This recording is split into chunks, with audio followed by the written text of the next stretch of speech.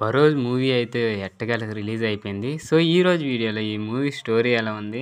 అసలు టెక్నికల్ పరంగా గానీ, మ్యూజిక్ పరంగా గానీ, కెమెరా డిపార్ట్‌మెంట్ ఎలా ఉన్నాయి? సో, ఈ రివ్యూ తెలుసుకుందాం. సో, తెలుసుకునే ముందు ఎవరైతే మన ఛానల్ కొత్తవారు చూస్తున్నారో తప్పకుండా సబ్స్క్రైబ్ అయితే చేసుకోండి. Movie updates and movie reviews అలానే ఉంటాయి.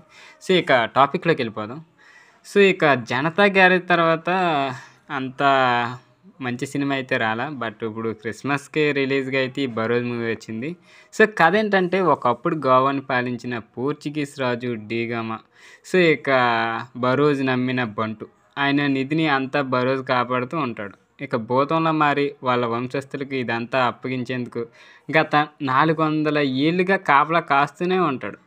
అలా డెగామా వంశంలోని 13వ జనరేషన్‌కి చెందిన ఈసాబెల్లే గోవా అయితే వస్తుంది. ఆమె 'భరోజ్‌ని శాప విముక్తిని చేస్తుంది. ఈసాబెల్లేకి 'భరోజ్' నిధి అప్పగించాడా లేదా? 400 ఏళ్ల పాటు నిధిని కాపాడుకునే క్రమంలో 'భరోజ్' ఎన్ని అడ్డంకులు ఎదుర్కొన్నాడు? ఈసాబెల్లేకి మాత్రమే 'భరోజ్' ఎందుకు కనిపిస్తాడు? చివరికి ఏమైందనేదే స్టోరీ. సో, ఇక ఎలా ఉందంటే ఇది మనలో చాలామంది చిన్నప్పుడు చందమామ కథలు చదివే ఉంటాం. ఇవి చాలా అన్నీ వినే ఉంటాం. హాలీవుడ్ కార్టూన్ డబ్బింగ్ మూవీస్ కూడా చూసే ఉంటాం. సో, అయితే ఈ డబ్బింగ్ మూవీస్ కాబట్టి ఆ మైండ్‌తో సెట్‌తోనే మనకు ఉండిపోతాయి. అర్థం కాకపోయినా సరే ఎంజాయ్ చేస్తాం. ఇలాంటి సినిమాని మన దగ్గర తెస్తే మనకు రిలేట్ అవుతుందా అనేది మాత్రం అబ్జర్వ్ చేస్తాం. కానీ 'భరోజ్' మాత్రం పేరుకి మలయాళం మూవీ కానీ ఇది ఏదో ఇంగ్లీష్ మూవీ చూస్తున్నామని ఉంటుంది. సో, ఆ ఫీల్ ఉంటుంది మనకి. ఎందుకంటే 2:30 గంటల టైం ఇది. 4 గంటల మూవీ చూసిన అనుభూతిని అయితే మనకి అందిస్తుంది. అంత క్యారెక్టరైజేషన్స్ ఏంటి, ఆ కాస్టింగ్ ఏంటి మొత్తం అలా ఉంటాయి. సో, ఇక మెగాస్టార్ చిరంజీవి వాయిస్ ఓవర్‌తో అయితే 'భరోజ్' స్టార్ట్ అవుతుంది. 10వ గీతంతో ఈ మూవీని అయితే స్టార్ట్ చేస్తారు. సో, అసలు 10వ గీతం అంటే ఏంటి అనుకునేలోపు సడన్‌గా పోర్చుగీస్ పాట ప్లే అవుతుంది. దీని మీనింగ్ ఏంటో అర్థం కాదు. ఇదొక్కటే కాదు మూవీ అంతా దాదాపు ఇదే కన్‌ఫ్యూజన్ ఉంటది. నిధిని కాపాడే భూతంగా 'భరోజ్' ఏంటి ఎంట్రీ అవుతది. అసలు ఈ నిధి సంగతి ఏంటి? దెయ్యంగా ఎందుకు మారాడు? ఈ నిధిని ఎవరికి అప్పగించాలి? అనే ఏవైతే ఉన్నాయో ఆ టాపిక్స్ మీద అయితే ఈ మూవీ రన్ అవుతూ ఉంటది.